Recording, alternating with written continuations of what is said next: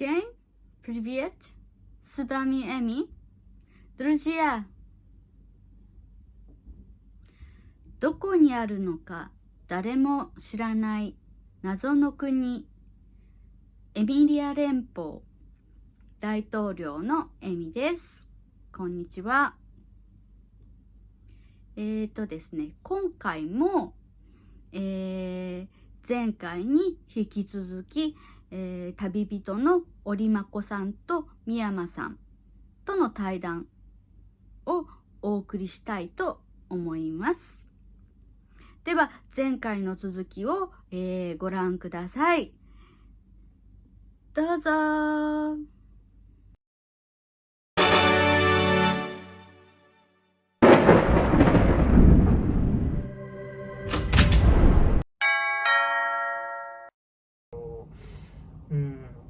アメリカ英語とかでもそういうその微妙な、例えばよく言う TH の発音をできる人がちょっと減ってきてる。アメリカ人がそう。何トになってるってことに変わるとか、似た音音に F になさ、コックニーの発音だとロンドンの TH が F になるっていうのを聞いたことある。ね、あるよね。ロンドンの下町、そう下町、ベッカムの昔、最近ベッカムはポッシュな英語を話すようになったけど、昔は下町の言葉で喋ってたっていうのをよくね、言われるよね。それで言うとスペイン語が、普通に今の、スペインのスペイン語は、こう英語で言う TH に近い発音があったりして、っていう発音があって、こう例えば、何がいいかな、情報っていう意味のインフォメーションのスペイン語の言葉だとインフォルマシオンって言って、最後のフィオンが TH の発音になってるけど、確か、南米とかで話されてるスペイン語だとそれが S と同じ発音になってて、だから多分インフォルマシオンとかになってるの、あんまり詳しくないんですけど、でもそこは中南米のスペイン語だともう TH と同じ英語の TH の発音はないよっていうのは言われたりするんで。スペイン語で思い出したんだけど、B と B の区別がつかないっていうのをびっくりして、なんかこう日本語と感覚が似てる感じがするなって。 B も B も B も B も一緒みたいな、どっちでも単語によって本人たちは使い分けてるのかしらね。あれは多分綴りは書き分けてたりするんですけど、あれは元々の語源として V の言葉だったからっていう風にしてるだけで、多分実際の発音は全く一緒で、多分文字表記スペイン語はこう書くんだよって言われなかったら、スペイン語話者も同じじゃないのってなってるんじゃないかなって。じゃあ日本人と同じ感覚でいいのかな。割と近いとは。そう、なんかだからイタリア語由来の単語を日本語に音訳、カタカナで書くときはちゃんとした文章、論文とかの時はこう論文のジャーナルによってはこう美と美をうに点々を書き分けないとダメですみたいな。ビデオとビデオみたいな。そう、だからバイブレーションとかやばいんですけどえらいことになるんですけど、そうバイブレーションだけど、それで音楽だとセビリアの理髪師っていう有名なオペラ、あれのセビリアがでもスペイン語由来だと考えると、スペイン語だとセビリアで実は区別がなくて、どっちでもいい。でもセビリアの理髪師っていうタイトルのあれはでもイタリア語のタイトルだからとか、だんだんややこしくなっていくっていう。イタリア語だと B なの？ V なの？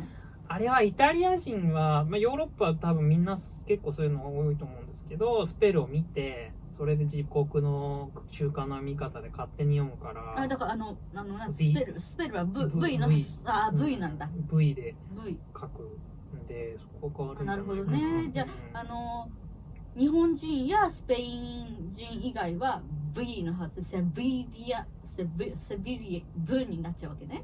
でもそれで言うと、各国語の習慣だけで勝手に読んでいいんだったら、ドイツ人はフィって読みたいし。そっか、そうだ、フィだ。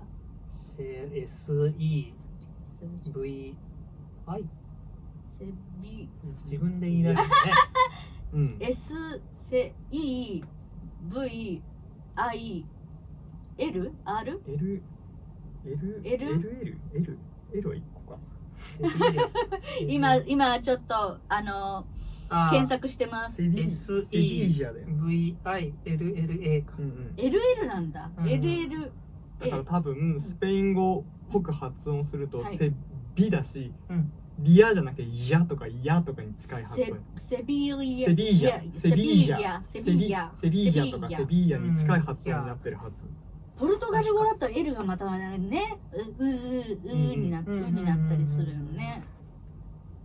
イタリア人そうはい、やってください。お願いします。セビッラにこれで読みセビたいのッラかな。セビッラって読みたくなると思う。でもなんかリアだからここセビリアわかんねリアっていわゆるこうベタっとつけるうん GLI っぽく読みたいんじゃないかなっていう勝手え。なニョッキみたいなニョッキ。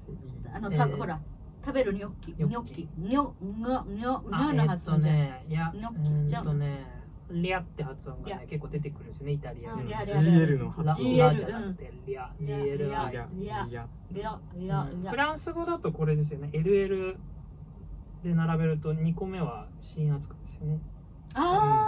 発音しないする？新じゃないが半母音扱いになる。じゃあユみたいな感じだった。そうセビリアフランス語の LLA とかだったらいよいよリアになっていくんじゃないかな。いやー各国によってセビリアだけでもだいぶ違ってくるね。面白いね。なんかいざやってみようとしたら詳しい人に見られてたら嫌だなっていう。詳しい人もうでも曖昧なんで曖昧で。そうでその話でいくとか合唱の話でいくと、すごい昔の作曲家にビクトリアっていう人がいて、はいはい女性の名前ですね。そうでそれ名字なのかなビクトリアは。そうビクトリア普通にこうよく想像されるような多分 V で始めて、でもその人はスペイン人の作曲家だからそうこう例えばビクトリアの曲をやるよっていう時にこう例えばパンフレットとかにカタカナでビクトリアの曲やりますって書くときにV だからって言って「う」に点々に「い」で書くと割と合唱会だとなんかモグリこいつモグリだなっていうスペインではブじゃなくてビで書くんだよ。ビでいいんだよみたいな。バイオレットビオレッタとかもそうじゃないじゃん。ビオレッタとかそういう名前の女の人の名前。でもスペイン限定だから。そうかスペイン限定。美術で僕がびっくりしたのはミュシャ。はいアルフォンソミシャだからあれがチェコの人ですかね。母国ではミュシャなんて読まなくて、だけど売れたのがフランスで、フランスで MUSA ぐらいで書くともうミュシャになっちゃって。もうそれで普及しちゃってるから、日本でもミュシャ店っていうけど、ああやってだからその読み方何語基準かみたいな結構日本語とかでもガチャガチャ。ショパンもだってさ人ポーランドの人だけどさ、フランスで活躍したからショパンね本当は何ショピンだかチョピンだかなんでしょ。スペルだとピって書きますよね。チョピンって読みたくなってねチョピンって読みたいよね。どういうポーランドではどうなのかちょっとわかんないけれども。でもフランスで活躍したからショパンなんかよくわかんないけどねそんなような感じのちょっとフランス語わかる人いたらごめんなさい。ご入国お待ちしてます。ご入国エミリア連邦に来てください。いかがでしたか？対談の続きは随時アップしていきますので楽しみにしていてくださいね。この動画が面白いと思われた方は、今後の動画制作の励みになりますのでチャンネル登録、グッドボタン、コメント、リクエストをお待ちしております。それから旅人として、エミリア連邦で私とお話をしたい方も、募集しておりますので、概要欄のメールアドレスにご連絡いただけると嬉しいです。ではまた次回の動画でお会いいたしましょう。またね。バイバイ。ダスピダーニャー。